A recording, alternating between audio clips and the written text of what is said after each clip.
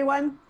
My name is Jean Gallagher, and welcome to show number 9, Discover Rising Tides, How the Outside Makes the Inside Better, where we explore the importance of the outdoors and maintaining life balance. Through this series, we'll be talking to women business owners to understand their journey. And today I'm excited to introduce Allie Johnson. Hi, Allie. Hi, how are you? I'm great. Thanks for being here. Yeah, I'm excited to be here. Allie is a functional nutritional therapy practitioner, a personal chef, and a real food educator. Her advanced training in nutrition and science and behavior change has given her the ability to guide people towards eating simply for health. She can support those ready to tackle weight loss, digestive complaints, blood and sugar issues, autoimmune conditions, and other chronic health concerns. And Allie teaches self-care, intuition, habit, and change and resilience. I'm so excited to talk to you. I might just geek out here. I'm excited. Yeah, this is fun. Yeah, so we talked yesterday quickly and went through a few things, and I really want to get to the meat of everything. But first of all, I'd like to hear a little bit about you and your background and how you get to where you're at today. So give us a little backstory. Sure. So I'm Allie. I'm very excited to be here. Thank you so much, Jean, for having me. And I guess what I'll say is that I learned at a young age that I wanted to kind of like help individuals. I went to a Quaker school on the East Coast, and it was like all about like caring and compassion and like simple living. It's like we learned a lot about simplicity. And so like I really dove into the idea of like kind of like that healing or like service work. So I did social work for a number of years, and I'm an artist, and I studied herbalism and was really into the whole healing component of working with one-on-one with folks. But herbalism kind of felt like this esoteric thing that like I couldn't necessarily reach the masses. And when I was kind of soul searching and figuring out what I wanted to do with my career, someone said, "What about food? Like, what about nutrition?" And I was like, "Oh yeah." And so it kind of like set me on this mission. I like literally went home and got into a nutrition program and, spent the next 10 months getting certified, and then have just been having this very synchronistic time of building a business around something that I just absolutely love, which is cooking and eating. And yeah, it's been a treat. It's really, I wasn't expecting it. And I just feel like such a lucky lady that it revolves around food. And in food it can be such a trigger for people, or it can be really exciting for people, and being able to guide through that process to determine where people are at and get has to be challenging but also rewarding. Yeah, I mean, it's definitely an interesting thing, right? Because for each person, it's so unique. What I'll say is that the reason I find that it's easy for me and that I just love to be able to share the gift is because like I went through the transformation myself, and I just understand that like it doesn't have to be this overwhelming thing when you actually start to understand like um, why people are eating the way they're eating, and that kind of thing.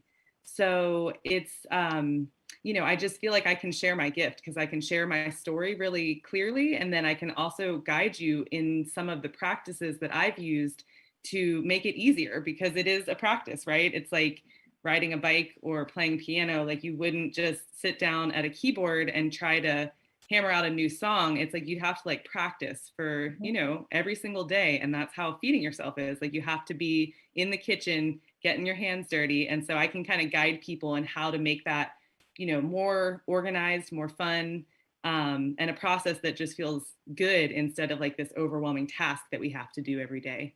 Yeah, that's a great point. And so tell us a little bit about your story. Sure. In terms of Food. getting into nutrition, or just Or how just it your came. Yeah, well, both actually. So how getting into nutrition, but also really about your story and what you've experienced that helps you help clients. Yeah.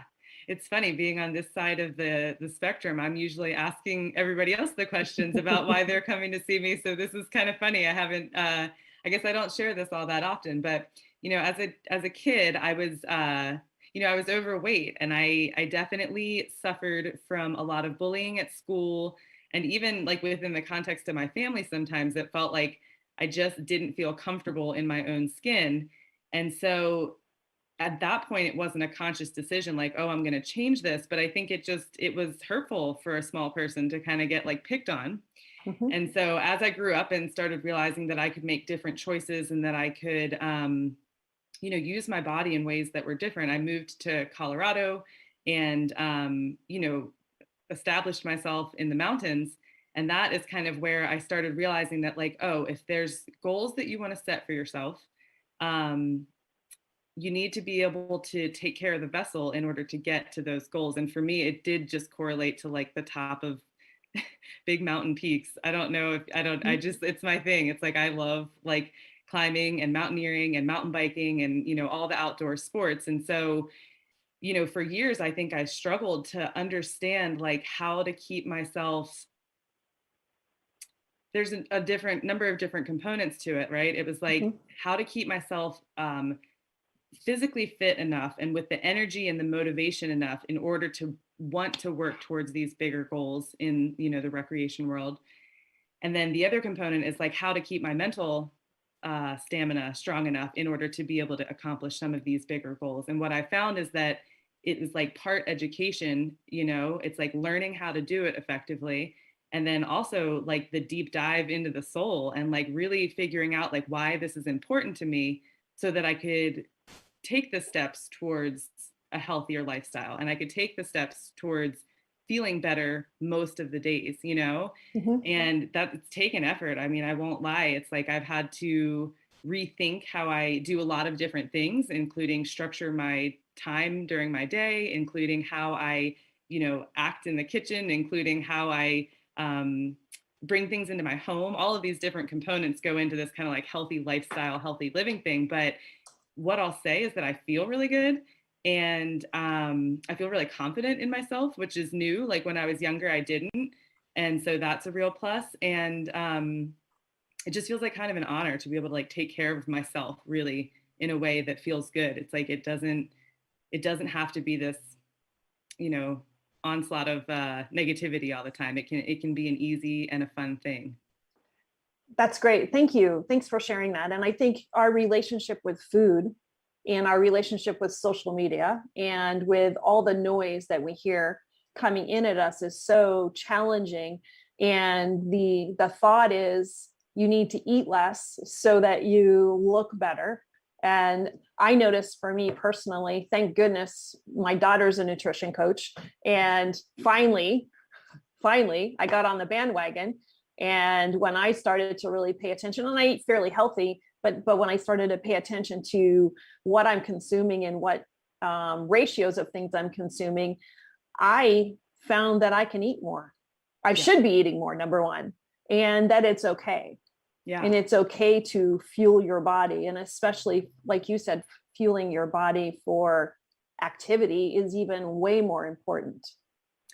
Yeah, and so that's my why, I mean, it has just been a way for me to build confidence and to challenge myself is to do some of these big outdoor projects, but for different people it's going to look other ways. So Mhm. for some people it might be like gardening. It's like they have this huge massive piece of property and it's like that's what gets them going. It's like that's what they want to focus their attention on. For someone else it might be their work. It's like they like I don't have the energy or I want the energy to be able to just put this into my passion and my work and get it out there. So I think like identifying your why is so important because then when someone tells you, hey, you should eat more protein or hey, like consider cutting back on, refined carbohydrates, then you're like, oh, okay, because I want Mhm. to be able to go do this thing, right?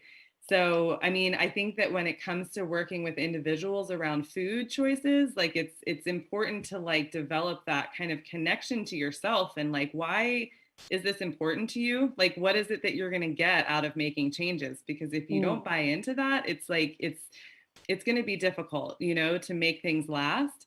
And if you can really start to tune in with yourself, then all of a sudden you notice that these tiny little incremental changes are happening. And over the course of a period of time, it's like it becomes easy. It's like you don't even have to think about it. So that's part of what I'm like working with on the clients that I, support is like let's tap into what is important to you and how we can use that in order to, formulate a plan that really allows you to be successful. So how do you help clients figure out their why? That sounds like it would be really difficult. Is it? It's funny because I use a number of different processes for teaching and engaging with the people I work with. And I feel so lucky that, as a business owner, I'm able to do that. So I, have a couple different facets of my business. First, I'm the nutritional therapist. And so that really is like a one-on-one relationship where, we're using assessment tools. We're potentially looking at numbers in like lab work. I'm interviewing the person using kind of techniques to elicit information from them. And then together we're, making a plan that seems realistic by having the individual themselves say, hey, like, these are the things that I know are my struggles. Like, what can we brainstorm as a way to kind of act a solution on something that I'm already working with. So that individual counseling component is one way that like we can discover the why, and we can do it together by, again, like using some of these assessment tools and having conversations and being able to be engaged. Even sometimes in my kitchen, I'll like flip my camera around and actually be like, here's the avocado oil I use, or like, here's the apple cider vinegar that I'm drinking every morning, so that people can start to see like, what is it? Like, what does it look like in a kitchen? Because I do this stuff, religiously because it makes me happy and it's like my passion. So that's one component of business. Interestingly, during the pandemic, and even prior to that, I see people that want to make the changes, but perhaps they're suffering from like a health condition that is really inhibiting their ability to actually enact some of the things we discuss in the kitchen. And so I started a chef business, where I was focused on looking at people's specific health needs, really geared towards gut dysfunction, maybe Crohn's disease or colitis. Worked with a number of folks that have autoimmune conditions that really need to eat this very specific type of diet. And so another way to teach is to show, right? Is to show and to provide. And so it's like, I write up a menu each week and I cook and plan and shop and execute this meal delivery service that then the person gets to say, oh, like, potatoes and cabbage, like on a plate with this organic sausage, like that's not that hard. I might be able to do that. So it's like almost like a tool that I use to like start to gear them in their way of like, kind of making some of their own foods. And it actually has worked really successfully. I've had great opportunities to work with individuals that have taught me so much about my own cooking abilities. And then also, having them in the kitchen with me periodically or doing Zooms to catch up and provide feedback. Then it's like all of a sudden they're starting to see what this looks like. Like, what does it actually look like in play to eat like lots and lots of vegetables and beautiful real foods for every single meal. So that's really an interesting. Yeah, no, that's an interesting take on it too, because I would think that if you're going to say, here, you need to make these changes, and you give them a piece of paper, it's overwhelming. And it's easy. There's so many reasons not to change. But if you're able to provide, here's the food, so they can actually physically see it. And the next step is for them to take it over themselves and do the steps that they've been doing. But their step is to go shopping or take on the grocery piece. That's really a unique take on that. Yeah. And I think it's important too, because what I see in my individual counseling with folks, while we make huge headways in identifying the needs of the body and the numbers, and they can't taste. And so if they have not had experience in the kitchen and they just genuinely don't know what it's like to chop up delicata squash and red potatoes and carrots and maybe like a rutabaga and sprinkle olive oil and salt and pepper on everything and roast it till it's golden brown, it's like me saying that as many times as I possibly can won't necessarily let it sink in. But when they get that opportunity to taste, it does start to induce some changes, because they're like, huh, like that's good. And like, huh, it didn't seem like it was that hard. So, and especially with the menus that I'm providing too, like I'm giving reheating instructions, I mean, that's an important part of food. It's like I'm giving storing instructions and pairing instructions and all of these different things. So I think it is this like interactive way for people to start to like learn a little bit about food, which is interesting. Of course, that's confined to my local area. And so, again, there's been so many different facets that have shifted as a result of COVID. And it's, although it's been difficult, it's also been an opportunity, which is going to go into that third, kind of business model that I'm working with right now, which is these online education programs. Mm. I used to host, prior to the pandemic, a kitchen transition program, and it was in a commercial kitchen. I could only have 10 people in at a time. I sold it out 3 times before the pandemic hit. But we would get in the kitchen and I would bring just tons of vegetables, tons of oils and vinegars and seasonings and spices, some sort of good quality protein. And we would talk. We would talk nutrition. We would talk blood sugar and immune system health. We would talk reducing inflammation and, increasing healthy fats in order to do so. And we would have this beautiful conversation and then cook a meal together. And just, what a cool experience for all involved. I mean, I loved it. It like literally made me feel like I was like through the roof because it was just so fun and we were all sharing the food together. Obviously since the pandemic, it's like we haven't been able to be in the kitchen together, which, I can't wait until that's a reality again. But there's something magical that has happened for me personally during this time. And that's that I've learned to be in my own kitchen and still disseminate that information in a way that's helpful, that's visual, that's not as tasty as I would like, because obviously we're in the digital format, but that's profound. People like really start to learn like, oh my gosh, okay, like this is how it looks. This is how it feels in the kitchen. And, I feel grateful for that because it's kind of cool and I'm excited to launch. I mean, it'll be, I'm assuming January of next year. Kind of in the process of finalizing everything. But, that gives me like yet another opportunity to spread this information and to help people feel supported in their journey towards healthy eating, because we all need that. It's like we're not designed to do things alone, And so like creating this space has just been just a fun thing for me. That's amazing. And I would think the in-person part, it also ignites all the senses too, right? So there's the sense of smell that they might not have experienced if they don't have any cooking experience. So you don't know what it smells like when you're sautéing vegetables and they're starting to become, the oil hits and each individual, and you throw herbs on it, and it just, the aromatics just start to evolve, right? And that's such an important piece for helping people stick with their why. Yeah, 100%.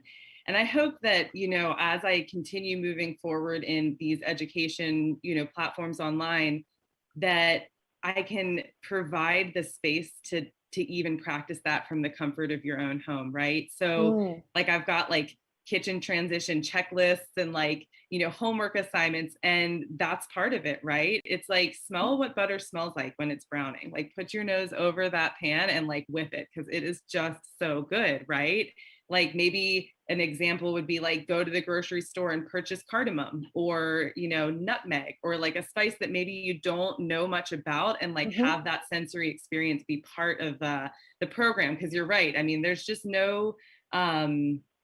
there's nothing better than being in a kitchen full of people and sharing in culinary treats, as far as I'm concerned, And we miss that. We don't have that, so I don't know whether I blame everything on social media, but social media is taking away some of that dynamic, the multi-person dynamics. I think we're becoming so separate and don't talk to each other as much. We're so busy.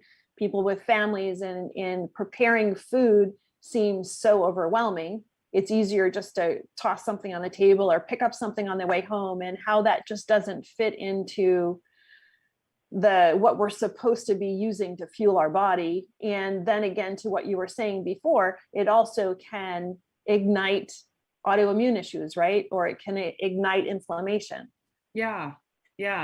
So food is this really interesting topic, right? Because there's like societal implications, there's medical and personal health implications, there's spiritual connections. I mean, it's like very multifaceted. And that does make it this source of a lot of feelings for people, and that's kind of something that I'm recognizing in my clients, is that it's not about the food. It's about what's driving them towards the food and how they feel when they receive the food.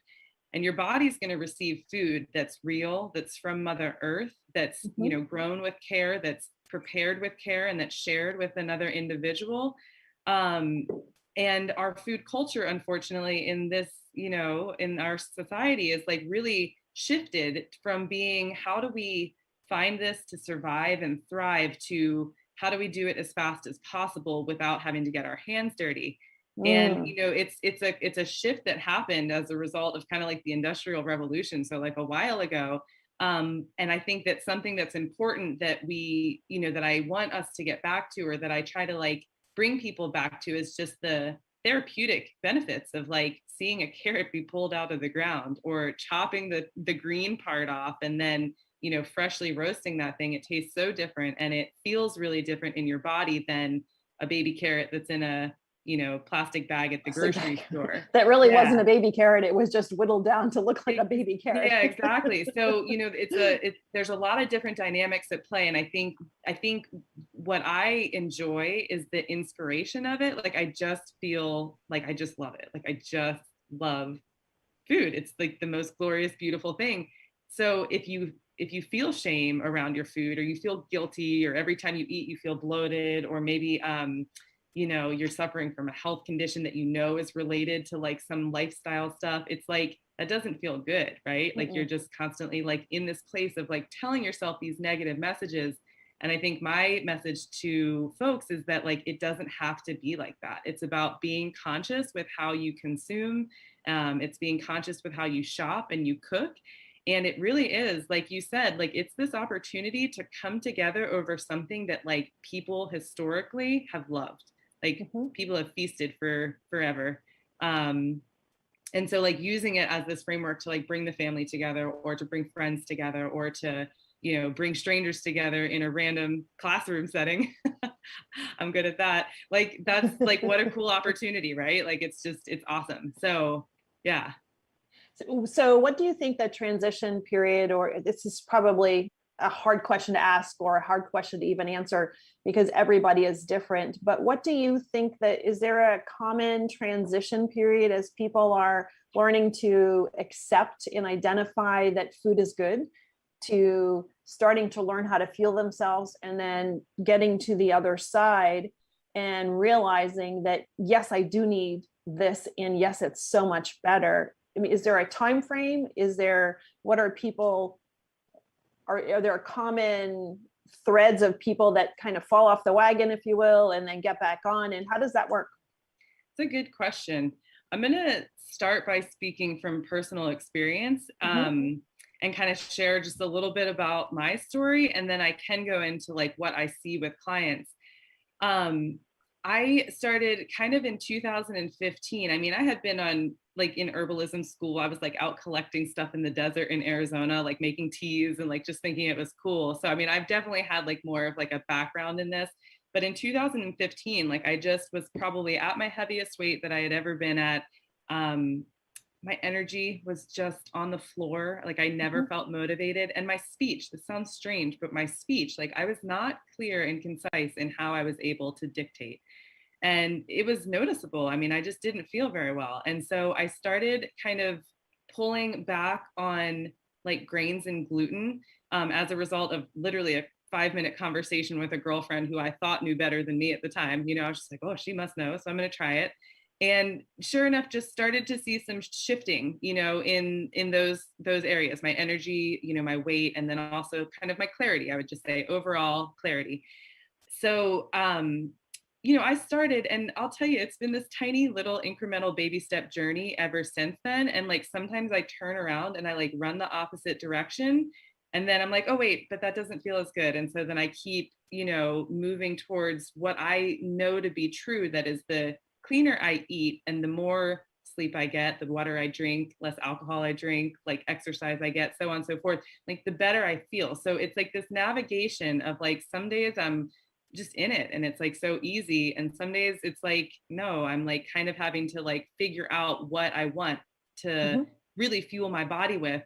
And that was back in 2015. It's 2021, so that's like 6 years. And I think the reality is like it will never end. Like it's just a journey that you're going to be on every day, because it's something you have to do 3 days, 3 times per day, is to figure out like how to eat and what to eat and when. Now I'll say that, it's an unfortunate reality that the food industry isn't on our sides. It's like when you are getting local foods and fresh fruits and vegetables and meats that are grown in your county, it's like we know where that comes from. It is on our side. But when you buy things in the grocery stores that are in packages, or at restaurants, or already prepared for you, it's just different. It's not the same vital nutrient value that would be in something that's like better produced. So when someone is moving from like a SAD diet, is what we call it, like the standard American diet, a SAD diet to a more whole foods diet, you're going to have some ups and downs, because the sodium content and the hydrogenated oils and refined fats and the additives that make it taste like the most decadent dream-filled thing ever, your body becomes accustomed to that. Your neurotransmitters actually learn to respond to that. And so it's about retraining like your brain and like how your system works to start to like feel what's going on when the food's consumed. Does So it throw you into kind of withdrawals too? yeah, like withdrawals, it can be a result of like what's going on in your gut. It can also be a result of like, the tie between the brain and the gut. So yeah, like if you go from eating like a Subway sandwich and oatmeal for breakfast and maybe something on the go for dinner, to having to prepare your own foods, you might go through a phase where it's like, this doesn't feel easy and it doesn't taste good to me. But it's a practice thing. And I think it's a getting in tune with your body thing. So if you can feel that when I eat the McDonald's or whatever, like the fast food, my stomach feels like the food just sits, like it just sits right here in my gut. And I get this kind of light grade headache, and I really have no energy, and I'm starving 35 minutes later. Like if you can start to really tap in and tune into that, then all of a sudden when you eat a meal that's maybe like a grass-fed burger that you cooked at home with a whole bunch of roasted sweet potatoes and some chopped up cilantro and cashews and an almond butter sauce, and you eat that same meal, bigger quantity, but you're like, whoa, like my stomach just feels like clean and like things are moving through, and you're like, my energy is through the roof. I could literally go do exercises after work this evening, and I'm sleeping well, and I wake up the next morning and I don't have that headache feeling anymore. It's like all of a sudden, it's like you're like, oh, that's why I'm taking the time to roast those sweet potatoes this week. So in terms of timeframes, I don't know if I can answer that, because it's going to be a unique journey for each individual. But what I can say is that with dedication and desire, like you can do anything. And I genuinely believe that for each individual, and that we all have the resources on our side. It's just about using the tools that you have available to you, and really knowing how to use them right. And I think that that's too where you come into play and help boost people when they're in the downtrodden pieces, to say, you're doing a great job, and yes, this is hard, and being able to coach them through to the other side.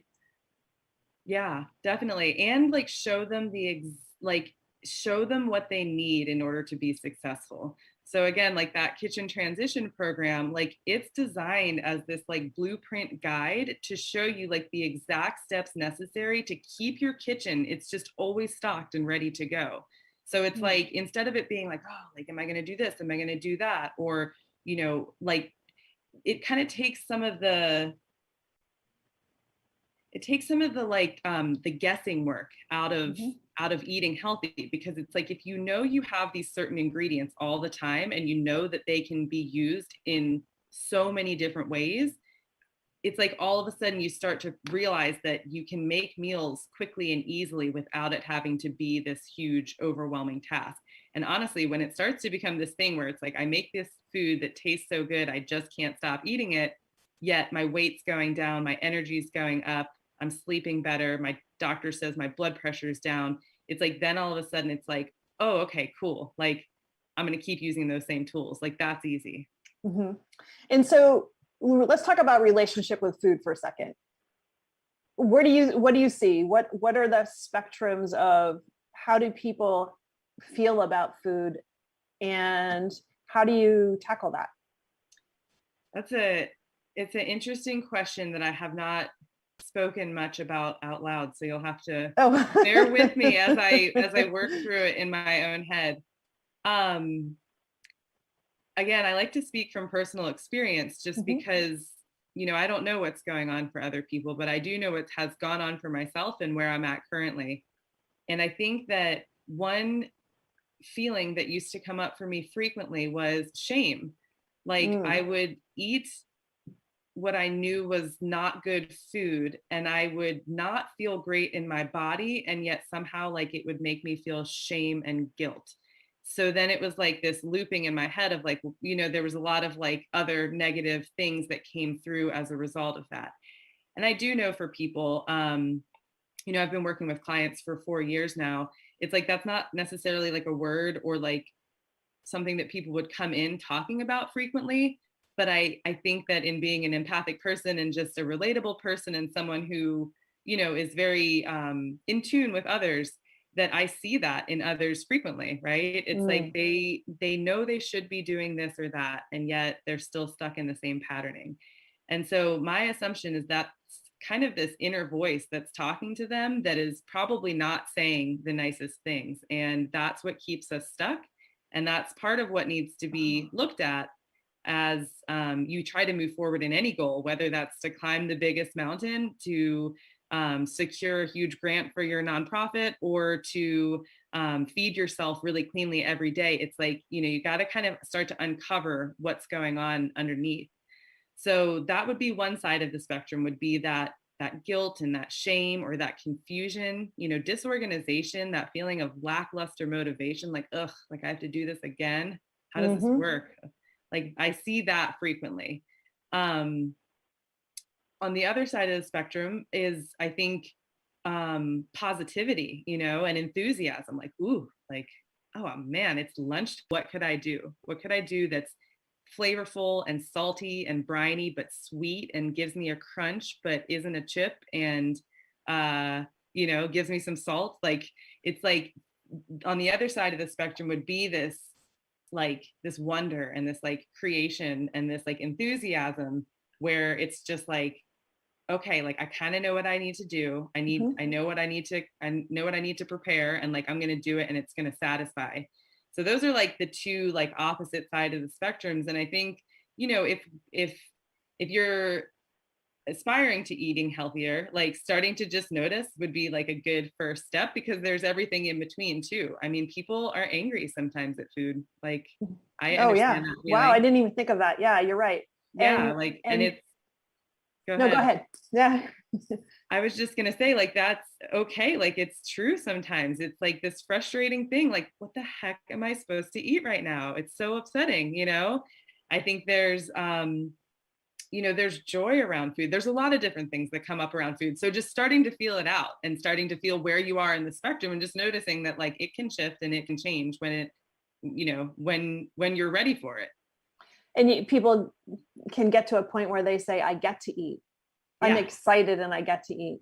And it Yeah. would be interesting, and I'm sure it comes up for people as they're identifying their relationship for food. And I really like how you use the word shame. Unfortunately, right? It's unfortunate that I like that, but I'm sure that resonates with people, and I'm sure it shows up in other aspects of their life too. And their relationship with food must also be mirroring their relationship with other challenging aspects of their life too. Yeah. Yeah. So, so again, when we talk about like the journey with all of this, it's like it's a lot. It's a lot for people on their own. And I just feel very supported in a lot of different components of my life. And I guess when I went to school, like I learned that there was this gorgeous community of people that know what they're doing with Mhm. this stuff. And I was like, oh my gosh, like I could be like that if I just learn. if I just practice and I just learn, like I can be like that too. And so I did. And like, it's like so cool. Like I just feel confident and I don't have to think about it at all anymore. It just makes me And that's happy. and that's where the habit change and the resilience comes in. Yeah. Right. So you changing a habit is not easy, and it's so easy to stop and just go back to what was comfortable. Yeah. But the It's, resilience that you speak about is difficult, but at the end, it's so worthwhile. yeah, Mhm. definitely. And we're very fortunate in the area that we are, because here in California, and even especially in small town California, we have access to really great quality food that's Yeah. grown locally. Yeah. And for you to be able to share that, um, with others, and hopefully show them what good quality food is so that they can look for that in their area, that's such a gift.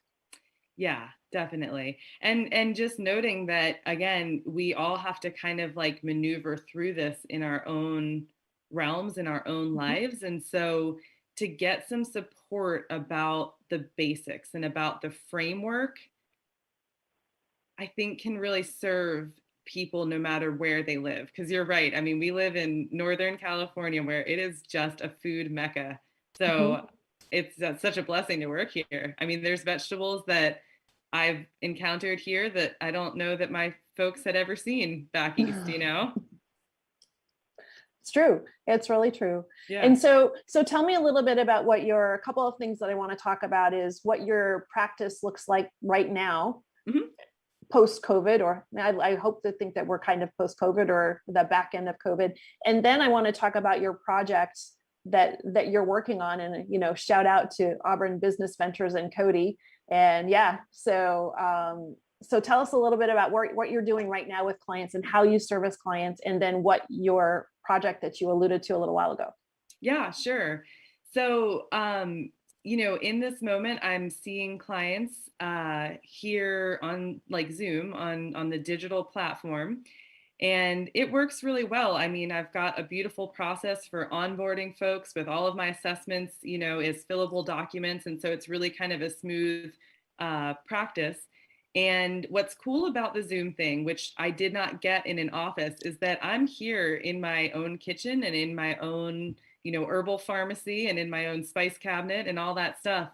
And so as I meet with folks, like I'm showing them, like, this is something that you might want to consider. Like, here's the collagen powder that I use, or here's the little tincture of ashwagandha that I take each week, and you can get it here, here, and here. So the beauty of Zoom is that like it does give me the chance to be in my own space where I can show you, like I can show you what it looks like for me, and that feels really good. So those are individual sessions or coaching packages, and it's fun. I think it can be a really wonderful option. I'm also working on a cool program. It's called the 4-week kitchen transition. And like I mentioned, that'll probably launch in January, which is going to be a 4-part program that's, similar to the program that I used to teach in the kitchen.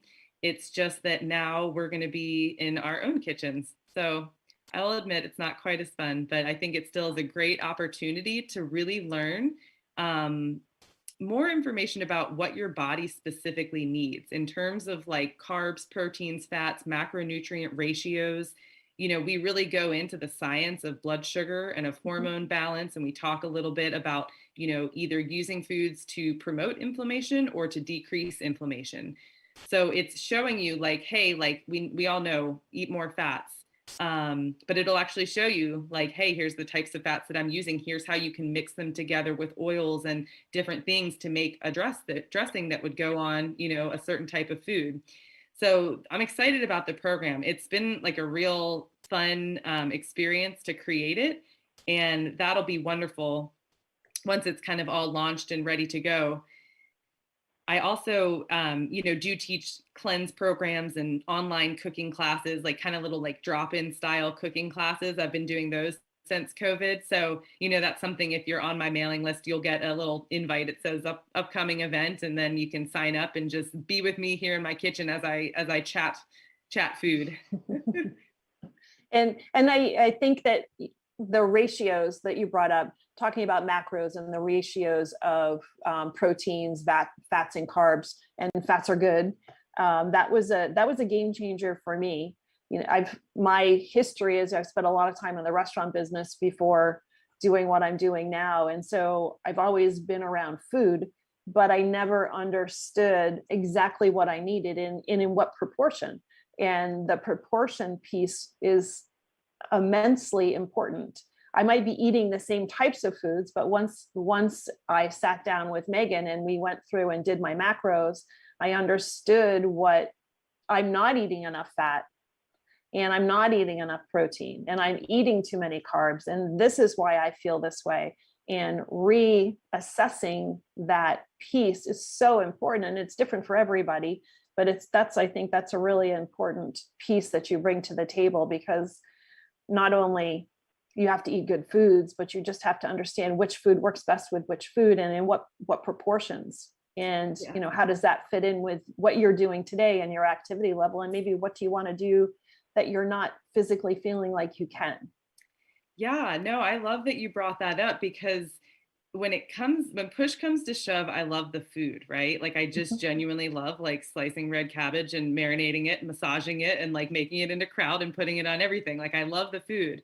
But I think a strength is that I have this background in nutrition science. And so it's like it's about the like logistical application in the kitchen. However, I love to nerd out on the science around like what does your body want and need? And like how can I explain that to someone? Because we think like, oh, carbohydrates and I need to eat more protein. To be able to look at, a cashew and say, what is this? Like, what am I eating? Is it carb, protein, or fat? If I'm eating an avocado with tomato and, some lovely sheep's milk feta, like what am I eating? Is that carbs, proteins, or fat?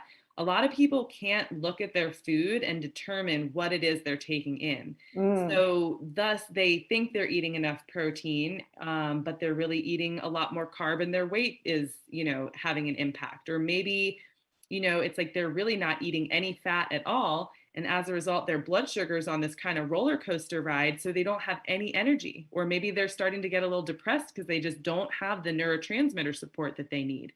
So, this whole part education, part kitchen demo is really designed to give you some, it's easy enough for the layperson to understand, but it's sciencey enough that you're going to know what's happening in your body when you eat sweet potatoes. It's like that's the goal, is to really start to understand, if I eat this food versus this food, what's actually going on in my body, so that I can not only, get the systems for making change in my kitchen, but I can also really try to just support my body's needs, and it's like I think, you and I had kind of chatted about this yesterday. You're like, when I learned what my body actually needs, I had to start eating a lot more. And it was like, oh my gosh, what a glorious thing, especially for women who are, consistently coming to me. A lot of my clients are trying to lose weight. So, if you're not getting the nutrients that your body needs, you're going to crave.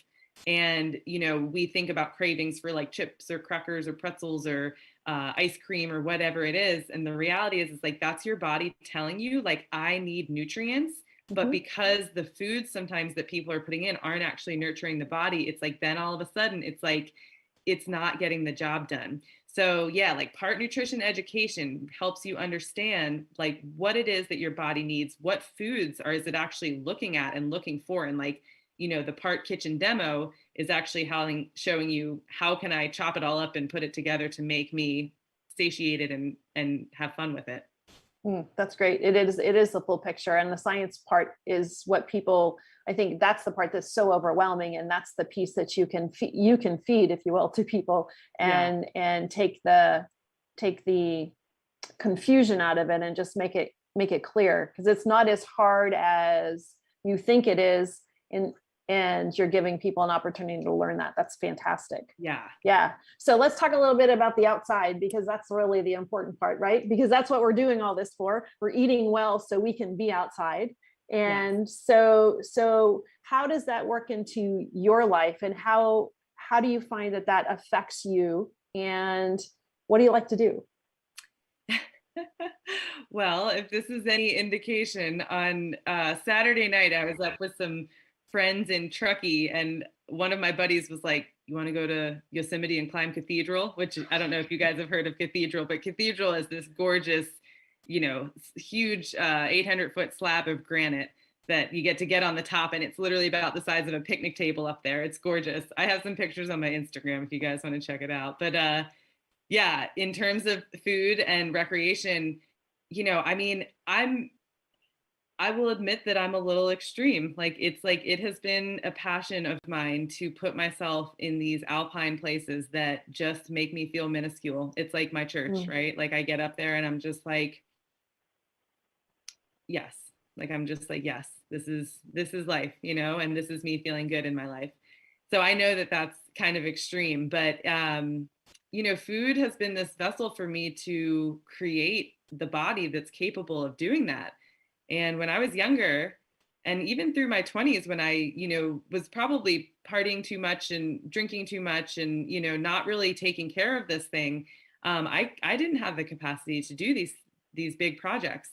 And it's by nurturing myself, it's like taking baths after big days and getting to bed at 8 p.m. so that I can wake up at 4 a.m. and start hiking, and eating the Lara bar that's got the almond butter sprinkled with chia seeds and cocoa nibs and chopped up walnuts so that I've got enough fat and protein to get me up the hill. It's like that is a big reason why I've, fueled the system so effectively and why I continue to do it. So yeah, climbing is my main sport. I just love it so much. I knocked off, I set a goal for myself 8 years ago when I moved to California. It's this knife edge traverse in Yosemite called Mathis Crest. And I got it this year. Like I did it this year. Yeah. Very and it cool. was just like one of those things. I was like, wow, you set that goal for, this was back when I like wanted to be a climber. Like I so badly was like, I want to be a climber. And I was like, if I do that, then I'm a climber. And it's like, I did it this year. And I'm like, whoo, like what can I do next? That's fantastic. Yeah. That's amazing. That's amazing. So tell us how people can get in touch with you. Sure. Yeah. So it's just Allie Johnson Wellness, and that's pretty much across the board. I've got Instagram, Allie Johnson Wellness. My website is alliejohnsonwellness.com, and then Facebook, same thing. So just to clarify, it's ALI, because obviously there's a number of spellings, but yeah, find me on Instagram, I think is a great way, just because I take so many gorgeous pictures of my food and post them. And I also take pictures of my kind of epic outdoor adventures and put them up there as well. So Instagram and Facebook, the content goes in both of those places. And then, through the website, I think we talked about this, Jean, I'm developing a really cool online quiz that is going to be part of my website. And it's awesome because it's kind of helping you to discover like what your personal food style is. So really helping you to like capitalize on your culinary strengths, and then figuring out like what areas you might need to improve so that you can start to make like steps towards whatever goals you're working on. And it's been a fun process to create because it's like these identities, right? Like different people have different styles in the kitchen. Maybe they are more traditional, maybe they're more eclectic, maybe they like things to just be very basic. And so kind of identifying like what your style is in the kitchen will help you to figure out like what strengths you bring to the table so that then you can really start to crush in all of your culinary adventures. Wow, that's exciting. That'll be looking forward for the quiz. That's fantastic. That just really pull everything together for people too. Yeah. That's great. So thank you. I think we could talk forever. This has been great. So before we go, do you have a thought that you'd like to leave us with? Let's see. There's no reason to leave your taste buds feeling lackluster. Nice. Spice up your life. Yes. Thank you so much, Allie. You're welcome. Thanks, guys. Thank you so much for listening today. Today's show is sponsored by Seaside Solutions, my financial services company. As a business owner, it's easy to be pulled in many different directions, and often taking care of yourself plummets to the bottom of the list. For me, I find myself outside to reground. My time outdoors helps me manage my day more effectively and be more present for my clients. Through this, Discover Rising Tides was born. At Seaside Solutions, we truly believe that education is the foundation of financial wellness. Our primary focus is to provide guidance that is designed to help you achieve your long-term financial goals and visions. Working with a plan allows space for doing more things that you love, like being outside to make the inside better. If I can help you create or realign your plan, or if you would like to be added to my weekly newsletter, please let me know. This week's topic was 5 ways to set more achievable goals. Your referral means the big, beautiful world to me. And if I can help, please let me know. And thank you so much for listening, and see you next time.